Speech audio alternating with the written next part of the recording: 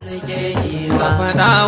su kaya da ado naka ake duba su da adansu ko sun yi in sun ganka suna buya wanda ya sa su in kun fita wankanka ake duba kaya da ado naku ba ma za a haɗa ne ba kai ka isa an san ka ba ma za ku shige ɗaya ba rigarka da alkyabba rawaninka takalmanka ya san saya fadar hakimi sun masa matsagun baba takunku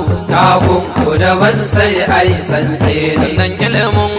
iliminku daban man da tsohujjoji baba san Allah kai naka daban kayi masallaci an waye sai an fiɗi maiwa jama'a kullum kai ta zo fili wannan tabako naka anan ne ya fito fili ka taimaki manyanmu ka duba bukatunmu ka karfafa tsarin da yake gyara wa yaranmu kai ka zama wani shinge mai sa ya gamin daidai ko an ce sarki sai sarkin ya ji an yi daidai ka